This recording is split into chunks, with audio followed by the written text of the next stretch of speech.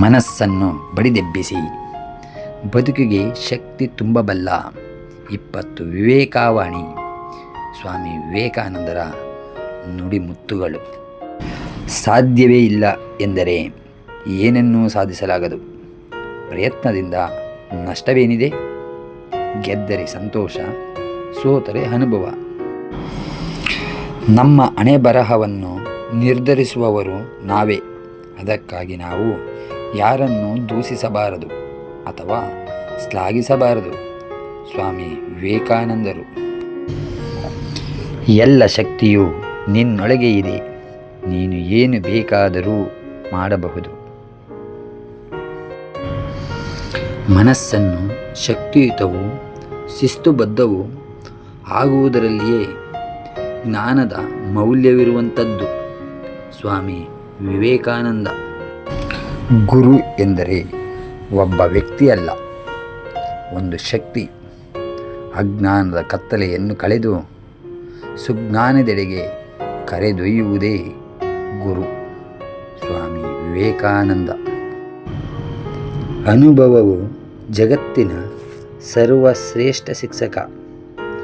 ಉಸಿರಾಡುವವರೆಗೂ ಕಲಿಕೆ ಮತ್ತು ಜ್ಞಾನಾರ್ಜನೆಯೇ ಜೀವನದ ಗುರಿಯಾಗಿರಲಿ. ಜಗತ್ತು ಒಂದು ದೊಡ್ಡ ವ್ಯಾಯಾಮ ಶಾಲೆ. ಇಲ್ಲಿಗೆ ನಾವು ಬಂದಿರುವುದೇ ನಮ್ಮನ್ನು ಬಲಪಡಿಸಲು. ಸ್ವಾಮಿ ವಿವೇಕಾನಂದರು. ಶಿಕ್ಷಣ ಎಂಬುದು ಮನುಷ್ಯನೊಳಗೆ ಹುದುಗಿದ ಪರಿಪೂರ್ಣತೆಯನ್ನು ಅಭಿವ್ಯಕ್ತಿಗೊಳಿಸುವ ಪ್ರಯತ್ನ. ಸ್ವಾಮಿ ವಿವೇಕಾನಂದ. ವಿಸ್ತಾರವಾಗುತ್ತಾ ಹೋಗುವುದು ಜೀವನ, ಸಂಕುಚಿತವಾಗುತ್ತಾ ಸಾಗುವುದೇ ಸಾವು.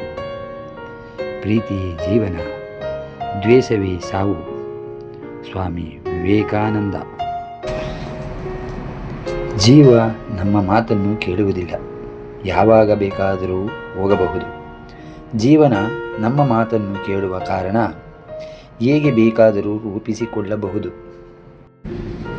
ನಿಮ್ಮ ಪಾಲಿಗೆ ಬಂದ ಕರ್ತವ್ಯವನ್ನು ಮಾಡಿ. ನೀವು ಶುದ್ಧ ಚಾರಿತ್ರ್ಯವನ್ನು ರೂಪಿಸಿಕೊಳ್ಳಬೇಕು. ಕರ್ತವ್ಯವನ್ನು ಮಾಡಿದರೆ ಕರ್ತವ್ಯ ಭಾರದಿಂದ ಪಾರಾಗುತ್ತೇವೆ. ಸ್ವಾಮಿ ವಿವೇಕಾನಂದರು. ಶಕ್ತಿಯೆಲ್ಲ ನಿಮ್ಮೊಳಗೆ ಇದೆ. ನೀವು ಏನು ಬೇಕಾದರೂ ಮಾಡಬಲ್ಲಿರಿ, ಎಲ್ಲವನ್ನೂ ಮಾಡಬಲ್ಲಿರಿ. ನಿಮ್ಮ ಮೇಲೆ ನೀವು ನಂಬಿಕೆ ಇಡಿ. ಆಗ ಜಗತ್ತು ನಿಮ್ಮ ಪಾದದಡಿಯಲ್ಲಿರುತ್ತದೆ. ಸ್ವಾಮಿ ವಿವೇಕಾನಂದ. ದಿನಕ್ಕೆ ಒಮ್ಮೆಯಾದರೂ ನಿಮ್ಮೊಂದಿಗೆ ಮಾತನಾಡಿ. ಇಲ್ಲದಿದ್ದರೆ ನೀವು ಈ ಜಗತ್ತಿನಲ್ಲಿ ಒಬ್ಬ ಅದ್ಭುತ ವ್ಯಕ್ತಿಯ ಜೊತೆ ಭೇಟಿಯಾಗುವುದನ್ನು ತಪ್ಪಿಸಿಕೊಂಡಂತೆ. ಸ್ವಾಮಿ ವಿವೇಕಾನಂದರು. ನಮ್ಮಲ್ಲಿ ನಾವು ವಿಶ್ವಾಸ ಕಳೆದುಕೊಳ್ಳದಿರುವುದು ಮತ್ತು ನಮ್ಮನ್ನು ನಾವು ದ್ವೇಷಿಸದಿರುವುದೇ ನಮ್ಮ ಮೊದಲ ಕರ್ತವ್ಯ. ಮೊದಲು ನಮ್ಮ ಬಗ್ಗೆ ನಮಗೆ ನಂಬಿಕೆ ಇದ್ದಲ್ಲಿ ಮಾತ್ರ ಭಗವಂತನಲ್ಲಿ ನಂಬಿಕೆ ಇಡಲು ಸಾಧ್ಯ. ತನ್ನನ್ನು ತಾನು ನಂಬದವನು ಭಗವಂತನನ್ನು ಹೇಗೆ ತಾನೇ ನಂಬಲು ಸಾಧ್ಯ?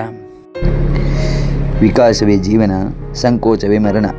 ಪ್ರೇಮವೆಲ್ಲ ವಿಕಾಸ, ಸ್ವಾರ್ಥವೆಲ್ಲ ಸಂಕೋಚ. ಆದುದರಿಂದ ಪ್ರೇಮವೇ ಬದುಕಿನ ಧರ್ಮ. ಸ್ವಾಮಿ ವಿವೇಕಾನಂದ. ಸಾಧ್ಯವಾದರೆ ಸಹಾಯ ಮಾಡಿ. ಇಲ್ಲದಿದ್ದರೆ ಕೈ ಕಟ್ಟಿಕೊಂಡು ಸುಮ್ಮನೆ ನಡೆಯುವುದನ್ನು ನೋಡುತ್ತೀರಿ. ನಿಮಗೆ ಸಹಾಯ ಮಾಡಲಾಗದಿದ್ದರೆ ನೋಯಿಸಲು ಪ್ರಯತ್ನಿಸದಿರಿ. ಸ್ವಾಮಿ ವಿವೇಕಾನಂದರು. ಅಹಂಕಾರವಿಲ್ಲದ ಮನುಷ್ಯ ಯಾವ ಧರ್ಮ ಗ್ರಂಥವನ್ನು ಓದದೆ, ಯಾವ ಮಂದಿರವನ್ನು ಪ್ರವೇಶಿಸದೆ ಮೋಕ್ಷ ಪಡೆಯಬಹುದು. ಸ್ವಾಮಿ ವಿವೇಕಾನಂದರು. ಮಹಾ ಕಾರ್ಯಗಳನ್ನು ಮಹಾ ತ್ಯಾಗದಿಂದ ಮಾತ್ರ ಸಾಧಿಸಲು ಸಾಧ್ಯ. ಅನ್ಯಾಯದ ಸ್ಥಾನವು ಅಭದ್ರವಾದದ್ದು, ಆದ್ದರಿಂದ ಏಳಿಗೆ ಆಗದು.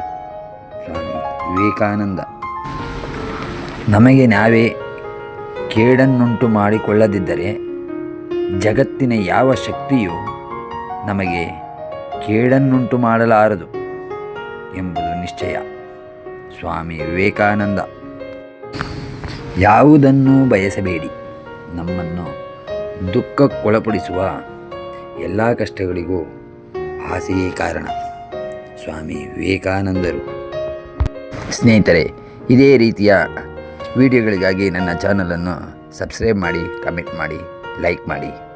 ನಾಳೆ ಮತ್ತೊಂದು ವಿಡಿಯೋ ಜೊತೆಗೆ, ಬೇರೆ ವ್ಯಕ್ತಿಯ ಜೊತೆಗೆ ನಿಮ್ಮೊಂದಿಗೆ ಬರುತ್ತೇನೆ. ನಮಸ್ಕಾರ ಸ್ನೇಹಿತರೆ.